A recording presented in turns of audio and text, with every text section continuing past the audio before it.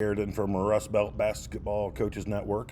We had just received a question regarding blocker mover offense and how we taught screening and cutting. And we started off with a basic clarification or clearly defining the role for each, the screener and the cutter. And then after we had clearly defined each player's role, we went into teaching the mechanics of screening and cutting. We always started off with teaching shape ups and cutting first. And the first drill we did was we put, using all the baskets we had available, a cutter, a chaser. We called the person guarding the cutter a chaser. And it could be anybody here. Just for the sake of the drill, I've got 4 and 5 here, each with an elbow, or each at the elbow with a basketball, and and then a coach located here true north. And what we're working on here are two things: shaping up or misdirecting the chaser, and learning how to cut tight off of a screener. So 4 and 5 have a basketball, and the reason we started off with 2 people versus 1 at the elbows is now X1 cannot just force one way or the other, as now 1 can go to his left or to his right. So 1's going to start off with misdirecting. And I started my career teaching slow, fast, slow. And we changed over the years, especially with the advent of pack line defense, to fast and then slow.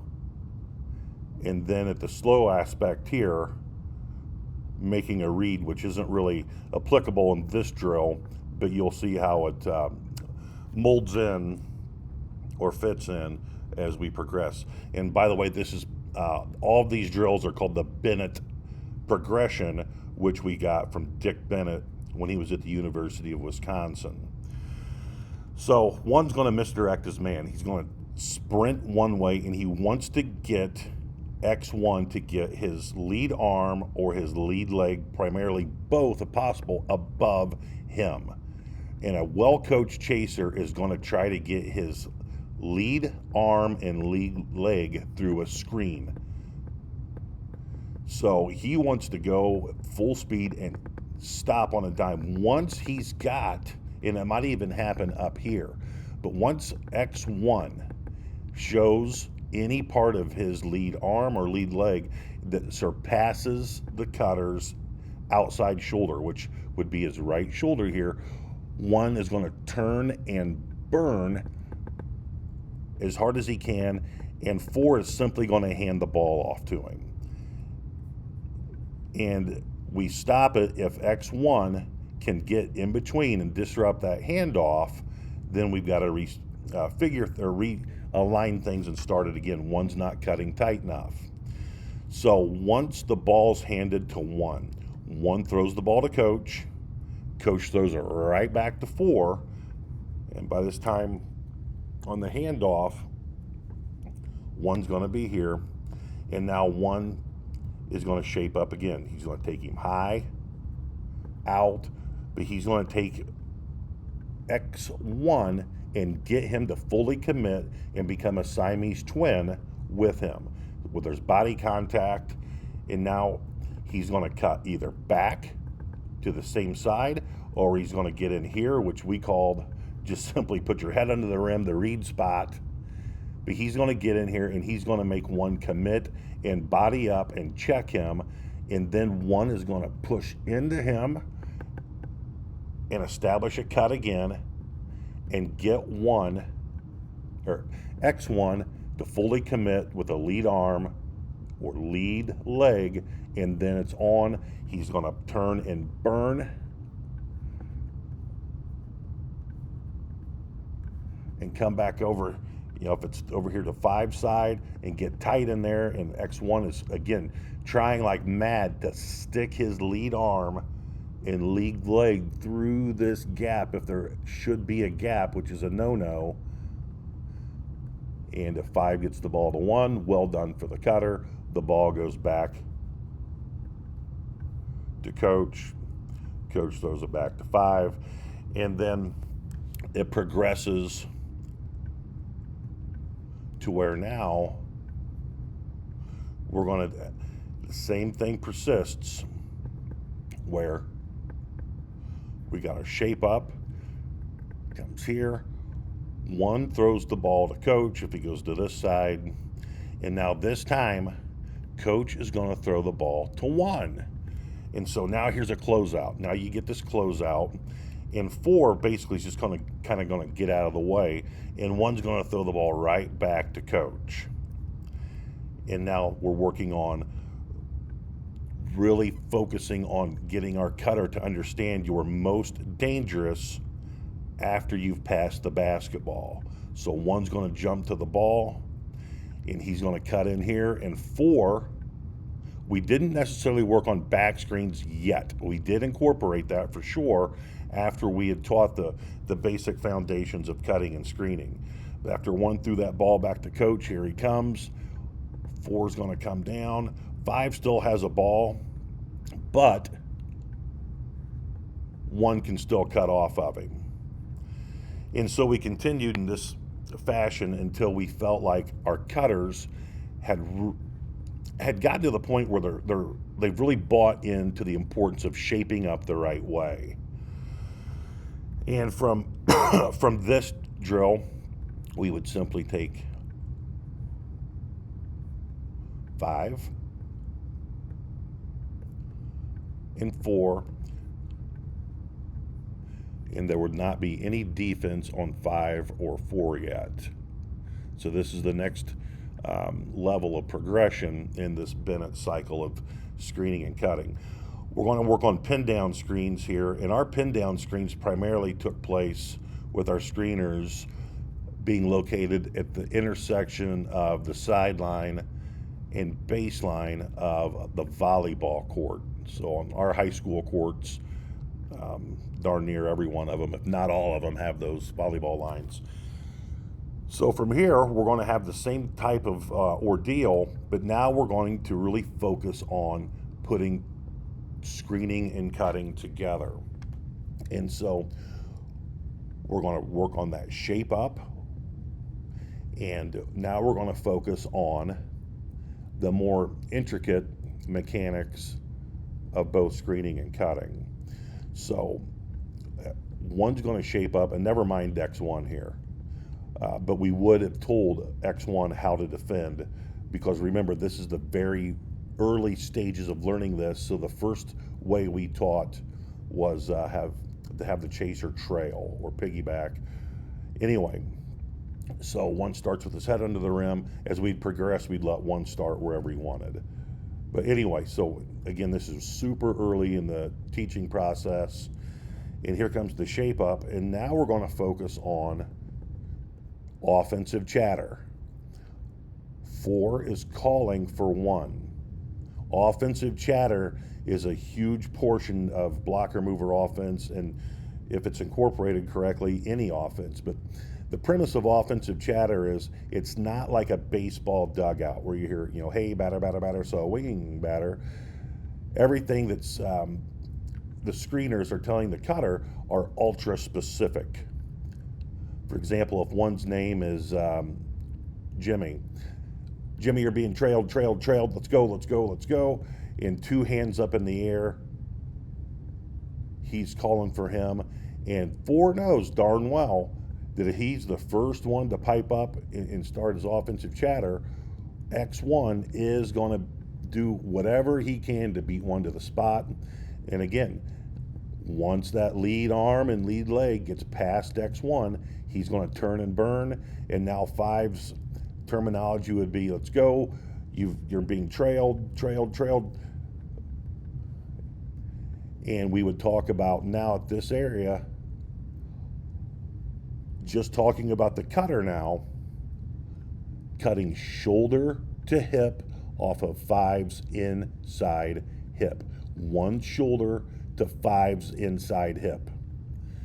1 is going to grab with his inside hand Five's jersey or Five's pant leg, and that seals that gap and puts X1 in a situation where there is no hole for him to come to or come through, I should say, and we call that grab and pull. Now, Five, the second there's contact made, we call this 2 men in a row, is going to pop his feet. And he would pop his feet a little bit wider than his shoulders, and he would continue to do so until the officials told him not to widen his feet so much. So here, now again, we haven't talked about a lot of reading yet. We're just talking about the most basic foundations of cutting and screening. So as one buries his shoulder into Five's hip, which we still made them slow down because here in the next day or two, we're going to start talking about how to properly read your chaser. Five's telling him either vertical, which means he's going to vertically cut, or curl, which our word for that was tight. So let's say Five's yelling vertical, vertical, vertical. Here comes one cutting to the ball, and Five now is going to throw his lead leg and come to more or less a jump stop so he can get nose to nose with the chaser. Nose to nose with the chaser.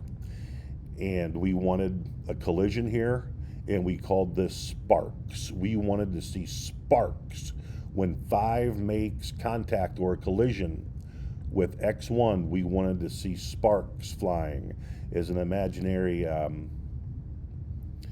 visual for the kids. The last several places I coached were in very industrial areas, so the kids understood industrial terminology, sparks, for example. And so the coach throws the ball to one. Five is going to hold that screen, and as soon as X1 gets around him, he's going to open up to the ball, all the way to the rim, all the way to the rim. We would let Five throw it to him at times just to make sure these guys were awake and would get the ball, or catch the ball, I should say. But in the early stages, more often than not, we wanted one to throw the ball back to coach. Now, once that ball's thrown to coach, we wanted one to take a hard step towards the ball and get one jumping to the ball. And now here comes that back screen. So we're teaching back screens now as well. Five is coming to X1's inside half of his body. So if we bisected X1, he's coming towards his inside half. There's your one hard step, which gets X1 jumping to the ball right here. And now it is time for sparks again. Shoulder to hip, looking for the ball. And if coach doesn't throw it to him, here comes X1. And if he doesn't get it, he's going to stop and open up, but he's not going to stop and post up. He is moving. He is burning. Here's turn and burn. And now we have the same thing on this side of the floor. 4, with offensive chatter, is calling out one's name. Shoulder to hip. 4 pops his feet. Grab and pull. We would even have some sparks here. And there's that vertical curl, unless 4 told him to tight curl. Vertical, tight. And the differential would be if 4 can get, when he pops his feet, all of X1, he's going to yell curl tight, tight, tight, tight. If 4 clips X1 and X1 is coming, is going to get to 1 sooner than later, he's yelling vertical, vertical, vertical. And there's the ball thrown to 1. There's your closeout. Pass back to coach. X1's going to jump to the ball, hard step into him, and then here comes your back screen. And we would continue this. In the next phase, I'll show you this next phase. And it's interesting, this question was asked because I am right in the middle of coming up with a book regarding blocker mover offense, and I was just diagramming this drill for our new book. So the next phase would be putting defense on the screeners, and now you're talking about a lot of different things. Okay, how do the screeners react after there's been 2 men in a row, for example? Say one shapes his man up, there's your screen, and let's say X5 hard hedges. He jumps out in the passing lane, then that is a slip and slam. Slip and slam the rim. Slip and slam the rim. Your man hedged, slip and slam. If X5, which most of the pack line teams, if not all of them we faced, had X1 or X5 zone up. He zoned up to take away the sit and slam or slip and slam. So X5 zoning up here, and on the zone up, here comes one. It's jam, just jam, find him and jam him. Sit on his thighs and open up, and make sure you've got your target foot, which would in this case be his left foot. Get that above X5's outside foot. We called that letter Xing feet. Don Meyer called it a foot fight. And then we would hammer the ball in there for him. And then we'd advance to, if X4 came over and helped, then 5 could ping pong pass it here. And this actually turned into a pretty darn good finishing drill as well.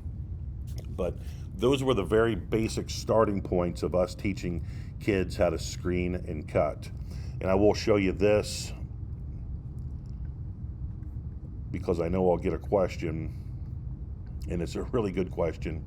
So when do you start and how do you start teaching reads, okay? So with an assistant coach over here, the coach would start telling the player, okay, and again, this is after we've gone through every faction of how the chaser would guard one. We want you to go over the top of the screen now. So one shaped up, there's your screen, and X1, X5 fights over the top, which would lend us how to teach our fade cuts in our flare screens.